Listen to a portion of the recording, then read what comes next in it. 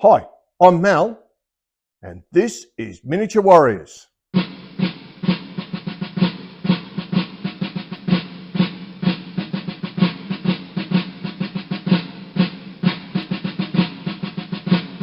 Welcome back to the channel. Today's game sees us pushing on with our 1864 series that will see us moving very close to the end of the campaign. The scenario sees us just outside Petersburg in 1864 July in the middle of summer. And the heat is on in more ways than one. Anyway, I'll hand over to the narrator. Hope you enjoy. It is July 30th, 1864, and the Army of the Potomac has been bogged down in a siege outside of Petersburg, Virginia. Grant has decided that an attack north of the Appomattox at Bermuda Hundred should be supported by a diversionary attack. This attack is to be southeast of Petersburg. General Backer's plan calls for a mine to be detonated under Battery No. 5, and then two of his commands to assault the breach. His 3rd Division is to act as his corps reserve. It is 3:30 on the morning of July 30th, 1864, and we are in front of Fort No. 5 in the Dimmock Line. General Johnston, defending to the north of Fort 5, has pushed his regiments forward expecting an imminent Federal assault. Both Brigadier Heath and Johnston have had a nervous night, shifting regiments in their rear, countering perceived Yankee threats that were yet to materialize. With the rebel garrison stood too, resting on their arms, under their feet the real threat lurked. Over the preceding month, Federal miners had dug a tunnel that ended directly below Fort No. 5. It had been packed with 8,000 pounds of black powder, a fuse laid, and then lit. It was meant to explode at 3:30, but the watches of the commanders now showed almost 4. Something had gone wrong. General Backer, with his regiments massed in their jumping-off points along the Poor Creek, waited. Several officers emerged from the mouth of the tunnel and reported that the fuse had been relit and that the detonation should be only seconds away. Just as Backer looked at his watch and noted the second hand was approaching the 12, marking 4 o'clock, a massive roar ripped through the air, and the ground seemed to stagger. The mine had gone off. The rebel troops garrisoning Fort No. 5 had been decimated. Hurtled into the air like a box of toy soldiers. The debris thrown up by the explosion raining back down and only a large crater remaining where the fort had previously stood. The Yankee commander was determined to make maximum use of the confusion caused by the explosion, and ordered Batchelor's brigade forward. Young Colonel Dan Batchelor's regiments, in their tightly packed ranks scrambling over the embankment of Poor Creek, started to take casualties, as the rebels either side of the gaping crater commenced firing in the half-light of the pre-dawn. Beauregard Johnston's ploy of deploying his regiments and batteries forward in front of his own works now meant that the Federals were engaged as they attempted to reform. The rebel batteries belching canister into the blue-coated regiments. At the far southern end of the field, General Backer's division was ordered forward to support Colonel Batchelor's left flank, and Batchelor shifted several regiments from his right flank to his left. At this point, the Federal troops swept forward towards the remnants of Fort No. 5, only pausing to deliver musket volleys into rebel defenders. In response, Heath and Johnston commenced shifting regiments out of their second line in an attempt to plug the gaping hole in the defenses. These troops maneuvered into a position behind the smoking crater. Heath and Johnston, at this stage, were still confident of throwing the Yankee hordes back. On the extreme Union right, Brigadier Brooks' division were lined behind the lower Poor Creek and had been ordered to stand ready to support Batchelor's assault. But the first rays of the morning sun revealed Chief's Confederates swarming over their own entrenchments and crossing the intervening open ground. But the battle would not be decided on the Union right. It would be the left and center that would decide the day.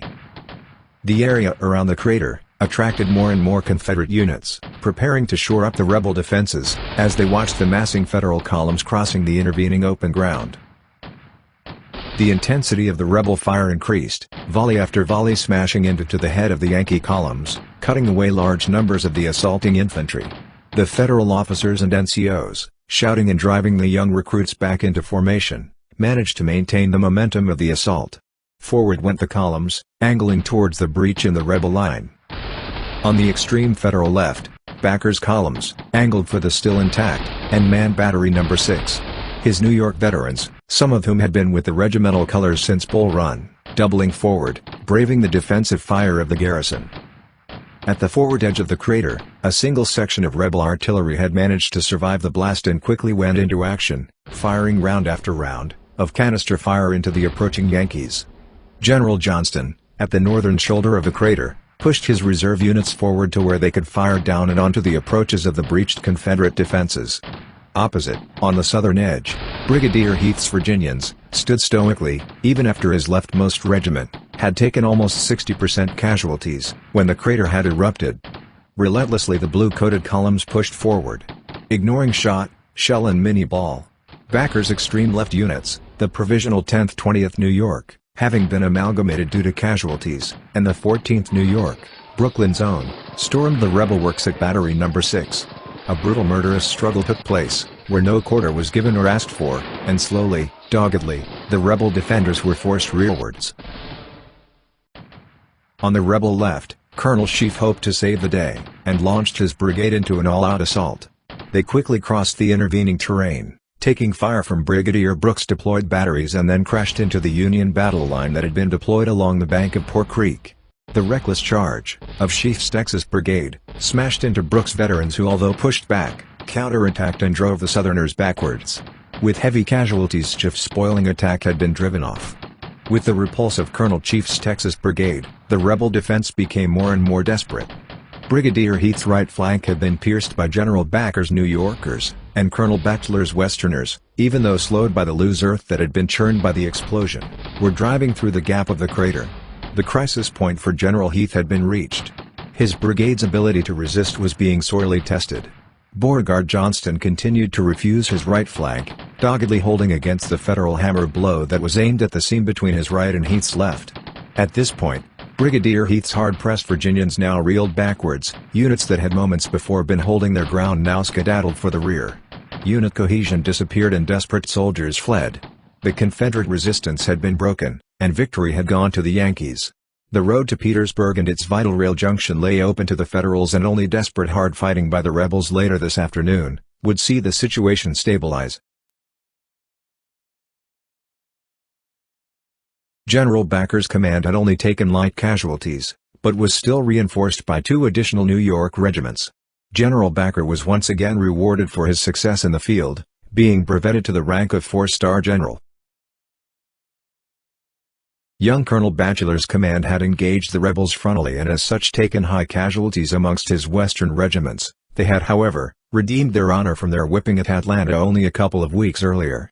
His actions were mentioned in dispatches, but he was not promoted.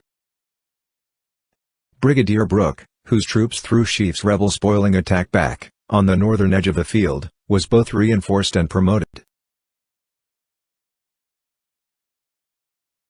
The rebels under Brigadier Heath had not been able to resist the overwhelming bluecoats that had smashed their way through the Confederate defenses, assisted by 8,000 pounds of black powder.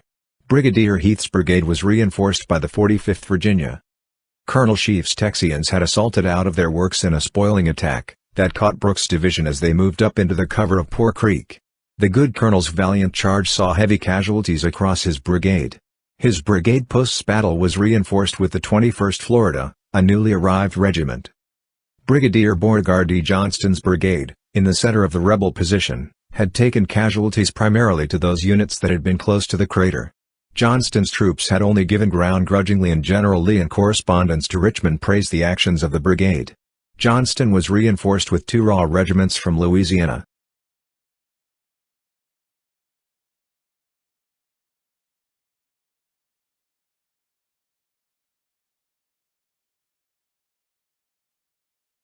Union victory.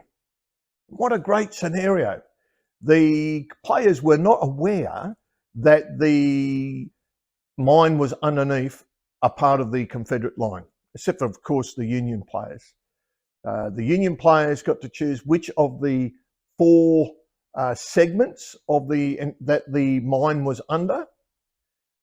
And then when the mine was exploded, it was actually shifted that section of entrenchment to the northern end of the table, which the Confederate players weren't really aware was in play until they rolled for their reinforcement, which triggered the mine.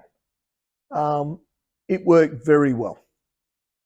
If you're interested in the scenario, let me know and through the comments, and I'll organise you a copy of it. Anyway, I hope you enjoyed. We